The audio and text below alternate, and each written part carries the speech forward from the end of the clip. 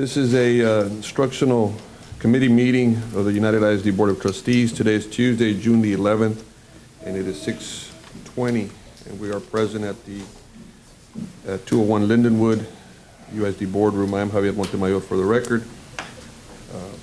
Number 1A1, first reading of policy update 113 affecting local policies. Yes, basically, Mr. Montemayor, it's the update from CASB in its first reading on the local policies. I don't know if you have any questions on that. We'll be coming next month for second and final reading. Okay. Is anything of any major changes or anything No, like sir. that? No, just basically following the law, but at this point, we still have, once the governor signs all the different bills, we'll probably be coming back probably in August for any additional changes on policies. It's the first reading. All right. A2, approval of optional flexible school day program for 2019-2020 to continue positive approach to student success program at Lyndon B. Johnson High School. Mr. Montemayor, Mr. Santos, members of the audience, this is a continuation. TEA has offered school district opportunity to offer a program with an offer flexible hours and days of attendance for students who have either have dropped out of school at risk dropping out or with a denied credit in one more classes. So this is a continuation at Lyndon B. Johnson in an effort really to reduce the dropout rate and increase in attendance.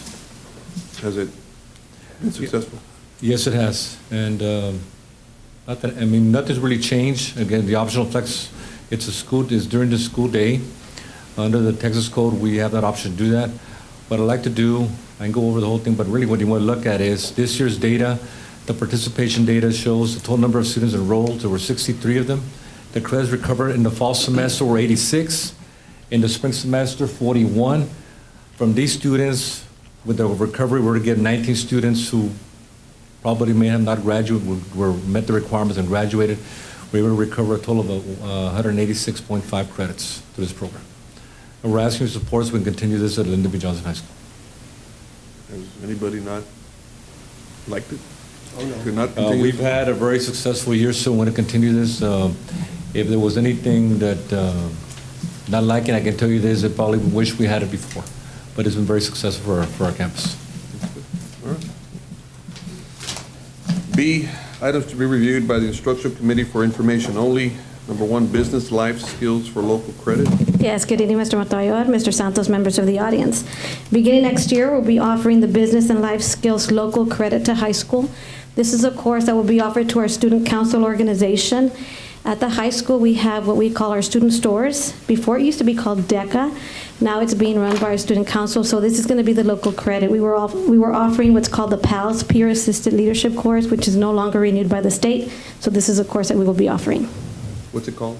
It's Business and Life Skills Local Okay. Credit. This will be part of the curriculum for next year? Correct. Yes. All right. Okay, thank you. Okay. Next item. 2, cooperative program agreement between United ISD, UT Austin Office of Strategy and Policy on-ramps program. Yes, this is the on-ramps program that we have with the University of Texas.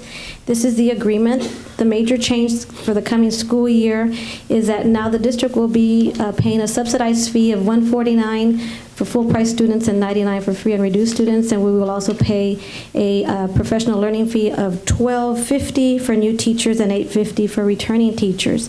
In the previous years, this cost was covered, but it has been budgeted into the Advanced Academics Department. And the increase, and the reason why there's not enough funding is this particular program is in the accountability. And so all the districts across the state are buying into this program, so there isn't sufficient funds to cover all the districts that are participating. So that's why they are now charging this fee. Any questions on that? We did have, we're going into our 4th year. The first year we had 52 students, now we have 367 students enrolled. It's growing. That's pretty good. Okay. Thank you, Ms. Sanchez. Number 3, UISD Laredo College 2019 graduation update. Yes.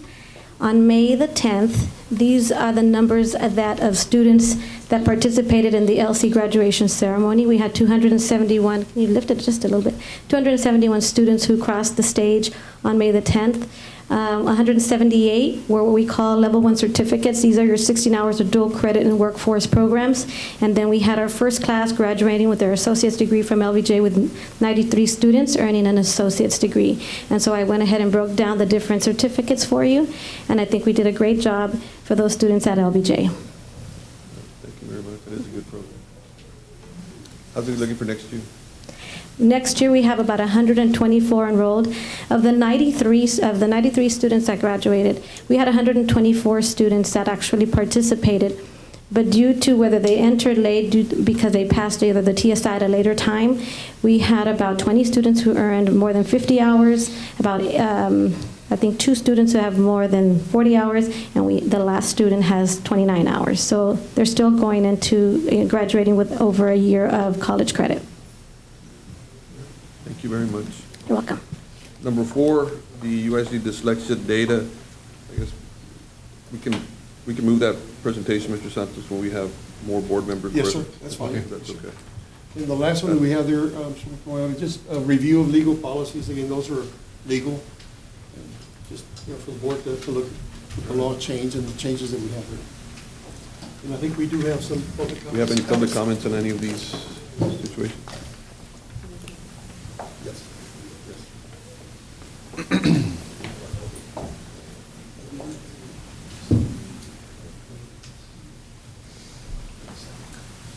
After?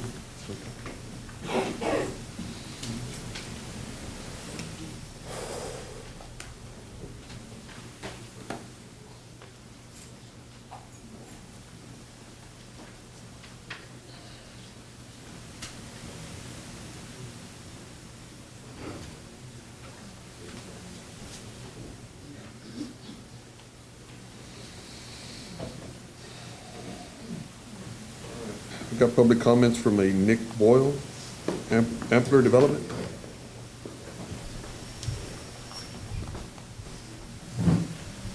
Good evening, Mr. Boyle. Hi, how are you? I've got some handouts here. Listed. We can bring them up to you. Sure, come on up. Made quite a few. I think I've got some attachments. I'm going to leave a couple for David. We'll make them part of their packets. Thanks. Okay, Mr. Boyle. You're Good here evening. on the Burger King franchise. Yes, sir. I'll give you a brief overview of why we're here. We're requesting to be put on the board agenda for next week. Ultimately, we're requesting access to 2 private drives. It's owned by United ISD at the Athletic Center, Santa Clarita, and the other road there. But essentially, we're looking at purchasing a piece of property that is on 359 there. Those drives are your drives. There is no access on 359 at this point, so for that development to be amenable to pretty much anybody that goes in there, we would need some access to that driveway. I gave an overview of the Ampler Group. We're a local group. We employ over 300 employees in the Laredo area. Invested quite a bit of investment in the remodels of almost 7 out of 9 projects here in the Laredo area. I've got an extra one here if you want to look at it. Yeah, if you want to put it up real quick. Go. But essentially, we're working with TxDOT right now to get a curb cut on 359. That's TBD on if and when that will ever happen. So we're just looking for your consideration in doing that. And we've attached a site plan that shows how the access will work on Santa Monica and Santa Clarita. I'm going to flip that there. So our lot will be the corner lot right off the main entrance there. And other than from a business perspective, we think it can help the school with keeping students and families on that property rather than leaving. There's no other food options really in that area, so we wanted to try and provide a service to them. In addition to employing another 50 employees, scholarships that we all do, I think it could be a win-win for the community itself. And so there's some more details on our leadership and what we do in the community in this packet here. Just wanted to put that in front of you guys for consideration for next week. So you're asking for access to the student activity complex? Your driveways, essentially. Okay. You don't have any curb cuts. If you look at that empty land on either side of those driveways, there's no curb cuts there. So no one will ever be able to build there without you guys giving some sort of permission on a curb cut. We're kind of the first movers. It's one of the only areas in Laredo that we feel like we can grow without impacting some other stores and slowing sales there. So it kind of made sense to get out in this area, and there's a lot of development out there and some needs for some food. So this is one of our primary areas that we're really trying to develop as a group. We love the area, we love the people, and it's a good market for us, and we'd like to be part of your area there. Have you met with the administrative staff? Not yet. This is the first meeting that we've brought this up to. We've Not met spoken with with your the- legal counsel. They are private drives. We had to do a bunch of research with your team on if these were actually private or not. No one knew, so we kind of helped them out with that. And at the point that we were told that these are private drives, we got on the agenda to at least put it in front of you for your consideration. You know, we'll consider it. I encourage you to meet with the administrative staff and, you know, in charge of probably Mr. Enrique Rangel and Mr. Santos. Yes. Yes, So sir. you can kind of hammer out any issues that you may have before. Yes, sir. before the board. So, thank you for your presentation. I'll pass it along to the rest of the board members. And for the record, really quickly, Stephen Trotman, legal counsel. I know you've been in touch with Juan Cruz from our office, and to get an agenda item, it either needs to be to the superintendent or a certain number of board members, but feel free to give us your information. We'll be in contact, and you know, we'll be in touch. Great. Thank you for the consideration. Thank you, Mr. Boyle. Appreciate your presentation. Thank you. All right, and next I have Ms. Leitner, Alejandra Leitner, Ms. Edna Olmeda, and Tony Garcia. Y'all want to go up?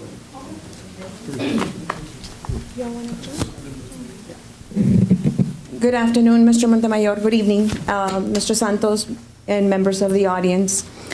First and foremost, I am speaking in reference to your item B2 of the Business Committee, and I am here to congratulate UISD on being named part of the honor roll for their 10 campuses that were recognized by the Educational Results Partnership.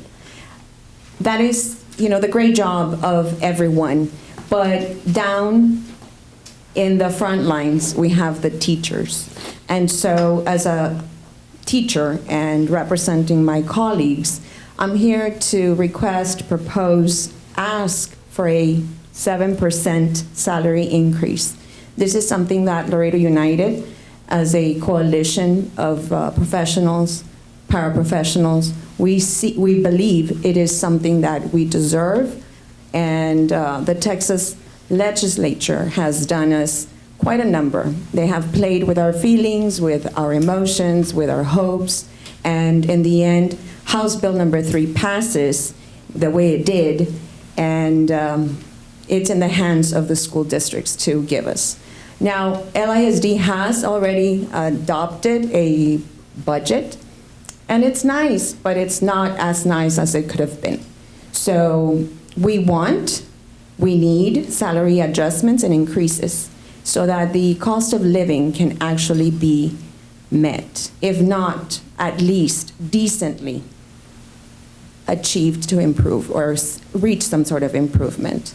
For the educational support personnel, the ESPs, the paraprofessionals, there are some custodians that are earning $9 an hour, and they have long working hours at the campuses. So the reason why they leave, the reason why bus drivers leave is because there is the oil and gas industry out there, and they're earning more money. They don't have to have any particular skills, perhaps, and they're making more money. Yes, they're putting their lives in danger, and so are we, being the recent outcomes in violence at the schools. So everybody is in grave danger, and I hope that we don't get to see teachers at UISD nor LISD armed and having to do that extra duty as assigned. So I do ask you to consider a 7% increase for everyone, or to consider the salary or the hourly employees to make it an enticable amount of money to go and work for the district. Del Valle was able to start everyone who makes, Del Valle ISD, everyone who earns an hourly increase of $5. So everyone starts at $15 an hour. So they went up $5. We would ask at least $1,000 for the ESPs per year. Thank you very much. Thank you, Ms. Sánchez.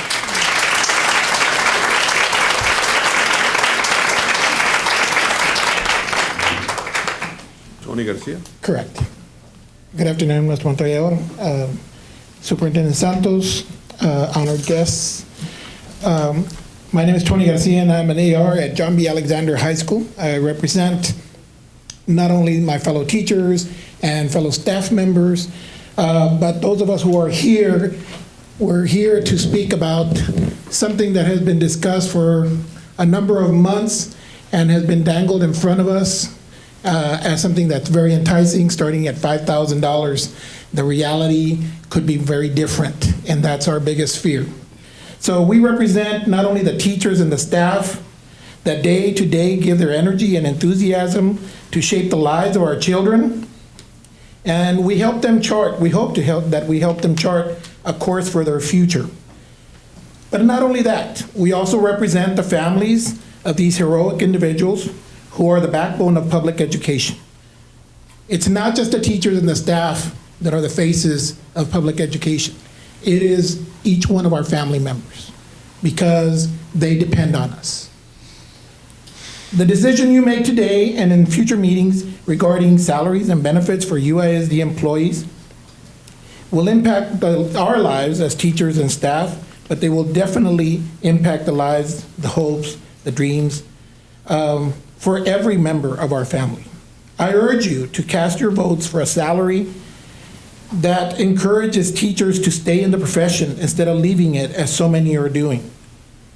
Vote for a recognition that teachers and staff and our families deserve to realize our dreams. Thank you. Thank you, Mr. Garcia.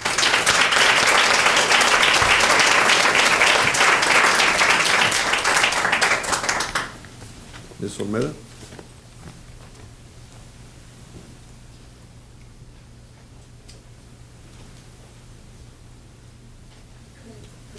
Sure. Could I call instead one of the board members? What do you need? So that way we respond. Oh, thank you. You want to put that on the podium, Mr. Gonzalez, or put it on the screen, sir? Let me just get it on the screen. That's fine.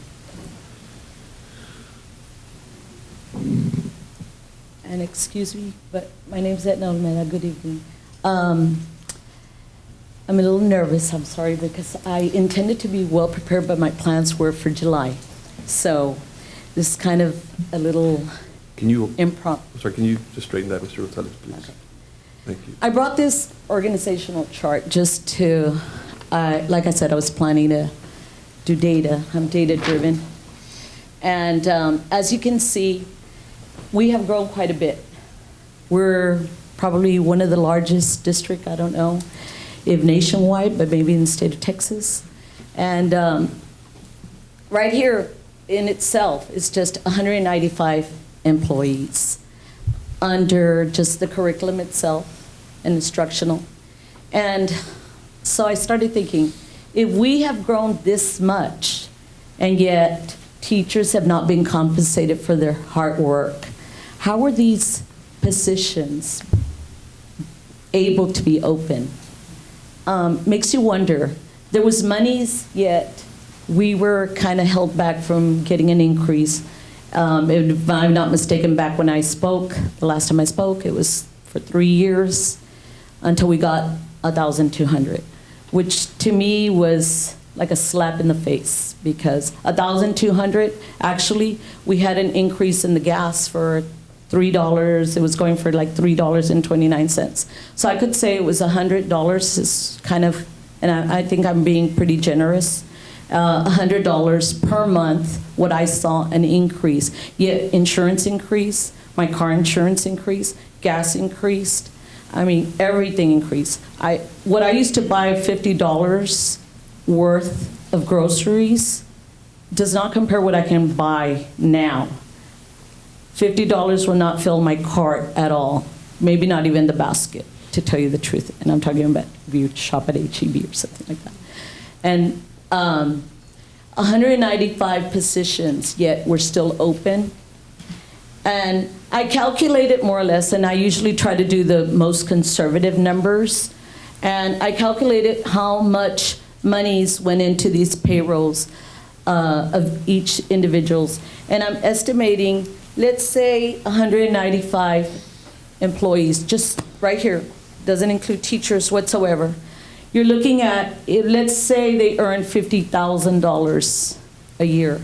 I would say that's about $9,750,000.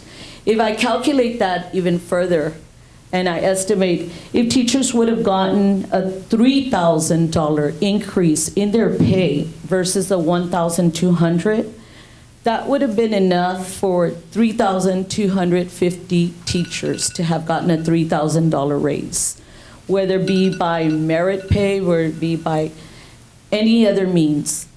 Now, You got 2 minutes. let's say if I'm sorry? I'm not trying to put Oh, a 2 time limit, but I minutes. just. Oh, okay. And let's say if I would have been a little bit more conservative at $20,000 a year that these individuals, it would have been a $3,000 increase for 1,300 teachers as well, or more rather. Yet we are always the ones that are sacrificed, and yet we're the ones that, as Ms. Leitner pointed out, we are the ones in the front lines. We're the ones that day by day deal with students. As I left my work today, one of the students approached me and just embraced me, hugged me, and said, "I'm going to miss you." And granted, I was just leaving my work, and I'm going to see him tomorrow and the day after, and all the way through Friday. We're the ones that are counselors, because we also try to help out nurses, counselors, everybody, all the staff in general, even custodians. We are the ones that deal with parents, because we also are encouraged to not send students to the office. All in all is what I'm requesting, just as the legislature is committed to give back our respect and pay for our hard work, I ask that you all do the same. Thank you.